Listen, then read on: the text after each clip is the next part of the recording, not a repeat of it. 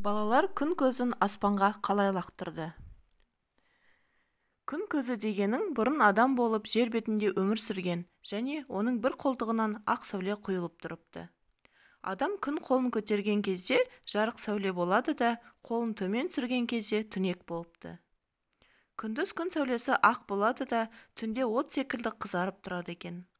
Бірде қария күн қисая кетеді. Сол сәтте тек өзінің үйінің төңірегі ғана жарық болып тұрады да, аспан қара бұлт торлағандай бүкіл дүниені түнек басады.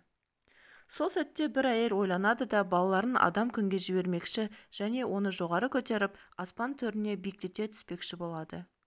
Күн көзі жоқта дүние соншалық суытып аяздатып кетеді. Ал егер күн көзін көк жүзіне көтерген кезде бірден дүние жарқырап жылынып жүре береді. Сөйтіп пушмендердің күріші қас қағымда қурап қалады.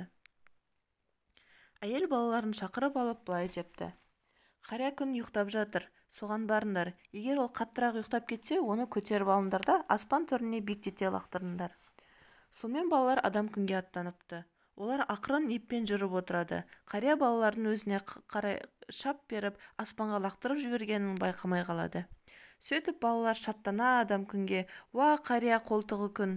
Бүкіл жер беті жарық және жылы болу үшін, біздің бәрімізді жылытып тұруың үшін ыстық күн болып аспанда тұра бер. Сен бізге келсең болды, түнек бірден серпіліп жүре береді», деп айқай салыпты. Содан бері осылай болып келеді. Күн көзі келсе, түнек тайып тұрады. Күн көзі ұясына енсе болды, жер үстін түн басады. Сол сәтте ай туады. Ол да қоршаған дүниені жарық қылып, түн серпіліп кетеді. Ал күн көзі қайта оралған кезінде айды ысырып, оны қанжары мен быт-шытын шығара кескілеп тастайды. Сонда ай: «О құдіретті күн, менің балаларым үшін тым болмаса маған үстірт жотасын қалдыршы», деп өтініпті. Сөйтіп күн айдың өтінішін де орындапты. Ай да біртіндеп толысып үлкейіпті. Өйткені ол діншіл шегіртке Цагнаның ай бол деп бұйыра аспанға лақтырған кебісі ғой. Сондықтан ол да аспан төрінде түнделетіп кезіп жүреді.